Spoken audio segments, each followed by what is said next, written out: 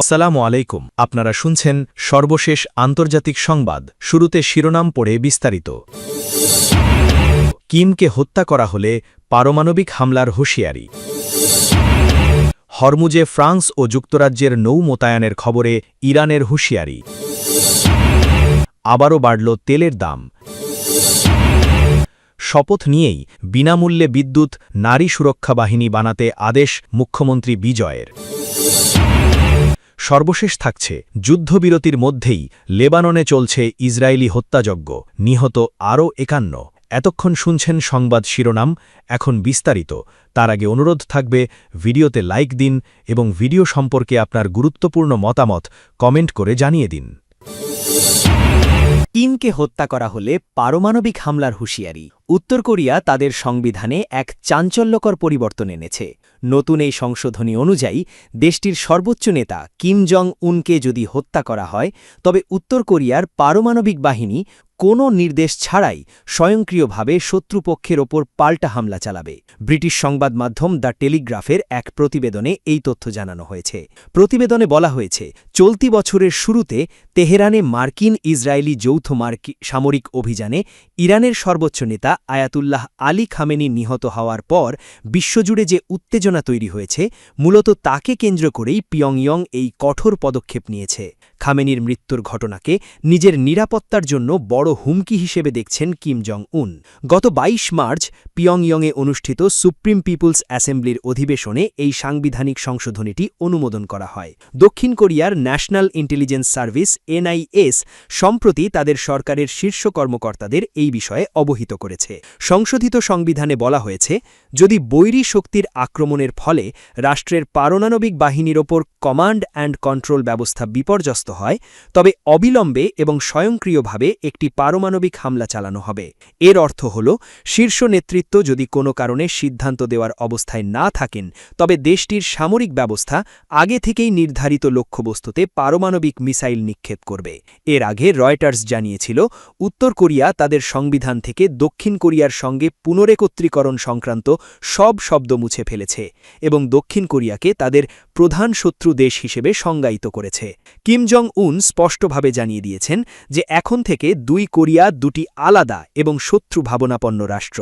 গত মাসে এক বক্তৃতায় কিম জং উন দেশের পারমাণবিক ক্ষমতা আরও জোরদার করার অঙ্গীকার করেন। তিনি মার্কিন যুক্তরাষ্ট্রের বিরুদ্ধে রাষ্ট্রীয় সন্ত্রাসবাদ ও আগ্রাসনের অভিযোগ তুলে সতর্ক করেছেন যে ওয়াশিংটনের বিরোধিতায় উত্তর কোরিয়া ভবিষ্যতে আরও সক্রিয় ভূমিকা পালন করতে পারে। বিশেষজ্ঞদের মতে, উত্তর কোরিয়ার এই অটো স্ট্রাইক নীতি পারমাণবিক যুদ্ধের ঝুঁকি বহুগুণ বাড়িয়ে দিল, কারণ এর ফলে কোনো ভুল বোঝাবুঝি বা যান্ত্রিক ত্রুটির কারণেও বড় ধরনের ধ্বংসযজ্ঞ শুরু হয়ে যাওয়ার সম্ভাবনা থাকবে। সূত্র ফক্স নিউজ।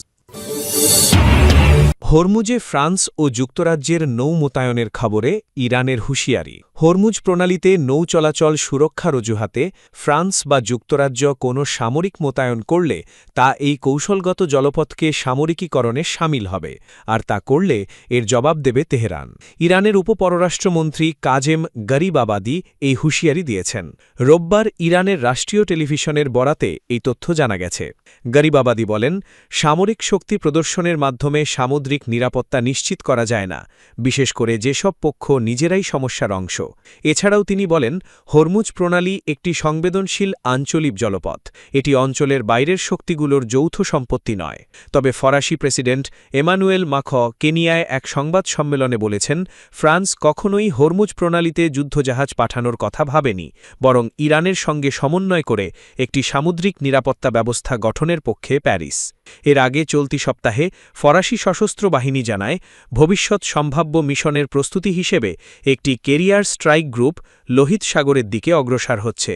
রয়টার্সের এক প্রতিবেদনে বলা হয়, এই মোতায়েন হরমুজ প্রণালীতে নৌ চলাচল নিরাপদ রাখতে ফ্রান্স ও যুক্তরাজ্যের যৌথ উদ্যোগের অংশ হতে পারে।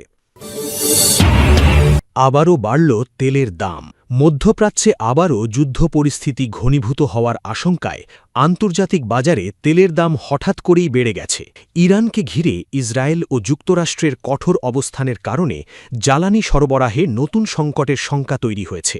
এই উত্তেজনার জেরে আন্তর্জাতিক বাজারে অপরিশোধিত জ্বালানি তেলের দাম দ্রুত বেড়েছে। সোমবার ১১ই মে জুন ডেলিভারির জন্য মার্কিন অপরিশোধিত তেলের দাম বেড়ে ব্যারেলপ্রতি পৌঁছেছে ৯৫.৪২ সেন্টে, আর ব্রেন্ট ক্রুডের দাম দাঁড়িয়েছে ১০৪.৪৯ সেন্টে। ইসরায়েলের প্রধানমন্ত্রী বেঞ্জামিন নেতানিয়াহু সতর্ক করে বলেন, ইরানের সঙ্গে সংঘাত এখনও শেষ হয়নি। তিনি জানান, ইরানের সমৃদ্ধ ইউরেনিয়াম, মিসাইল কর্মসূচি এবং তাদের সমর্থিত প্রক্সি গ্রুপগুলি এখনও বড় হুমকি হয়ে রয়েছে। এক সাক্ষাৎকারে নেতানিয়াহু বলেন, ইরানের পারমাণবিক উপকরণ সরিয়ে নিতে হবে, সমৃদ্ধি কেন্দ্র ধ্বংস করতে হবে, এখনও অনেক কাজ বাকি। অন্যদিকে যুক্তরাষ্ট্রের প্রেসিডেন্ট ডোনাল্ড ট্রাম্পও ইরানের দেওয়া প্রস্তাব সরাসরি প্রত্যাখ্যান করেছেন। সামাজিক মাধ্যমে দেওয়া এক বার্তায় তিনি বলেন, ইরানের প্রতিনিধিদের জবাব আমি পড়েছি, এটা সম্পূর্ণ অগ্রাহ্য। বিশ্লেষকদের মতে যুক্তরাষ্ট্র ও ইরানের মধ্যে সমঝোতা না হলে তেলের বাজারে আরও অস্থিরতা তৈরি হতে পারে। বিশেষ করে হরমুজ প্রণালী ঘিরে অনিশ্চয়তা পরিস্থিতিকে আরও জটিল করে তুলছে। বিশ্ববাজার বিশ্লেষকরা বলছেন, ইরান যদি হরমুজ প্রণালীর ওপর নিয়ন্ত্রণ আরও কঠোর করে তাহলে বৈশ্বিক জ্বালানি সরবরাহ বড় ধাক্কায় পড়তে পারে। এতে তেলের দাম আরও বাড়ার আশঙ্কা রয়েছে। সূত্র সিএনবিসি নিউজ। শপথ নিয়েই বিনামূল্যে বিদ্যুৎ, নারী সুরক্ষা বাহিনী বানাতে আদেশ মুখ্যমন্ত্রী বিজয়ের। তামিলনাড়ুর মুখ্যমন্ত্রী হিসাবে শপথ নিয়েই পুরুদমে সরকারি দায়িত্ব পালন শুরু করে দিয়েছেন থালাপতি বিজয়। রোববার ১০ মে শপথ নিয়ে প্রথম সরকারি আদেশে সই করেছেন থালাপতি বিজয়। সেই অনুযায়ী জনগণের কল্যাণ নিশ্চিত করতে তামিলনাড়ুর নতুন রাজ্য সরকার আবাসিক গ্রাহকদের ২০০ ইউনিট করে বিদ্যুৎ বিনামূল্যে দেবে। সেই সঙ্গে মুখ্যমন্ত্রী থালাপতি বিজয় তামিলনাড়ুর নারীদের সুরক্ষা নিশ্চিত করতে একটি বিশেষ বাহিনী গঠন করার আদেশ দিয়েছেন। বিজয় বলেন, তিনি শিক্ষা, স্বাস্থ্য এবং জলের মতো মৌলিক অধিকারের বিষয়ে পূর্ণ মনোযোগী থাকবেন। কৃষক এবং জেলেদের যত্ন নেওয়া হবে, সব ভালো হবে। এক সহকারী পরিচালকের ছেলে এখন মুখ্যমন্ত্রী হয়েছে। ক্ষুধা ও দারিদ্র্য কি আমি জানি। আমি কোনো রাজপরিবার থেকে উঠে আসিনি। অনেক কষ্ট দেখেছি আমি, হয়তো অনেকে অপমানও করেছেন। আমি আপনাদের সন্তানের মতো, আপনাদের ভাই, আপনাদের ছোট ভাই। আপনাদের হৃদয়ে আমাকে জায়গা দিয়েছেন, আমাকে গ্রহণ করেছেন। আজ স্থানীয় সময় সকাল ১০টায় চেন্নাইয়ের জওহরলাল নেহেরু স্টেডিয়ামে শপথ নেন থালাপতি বিজয়। তামিলনাড়ুর গভর্নর রাজেন্দ্র বিশ্বনাথ আরলেকার নতুন মুখ্যমন্ত্রীকে শপথ পড়ান। শপথ নেন নতুন সরকারের ৯ জন মন্ত্রীও।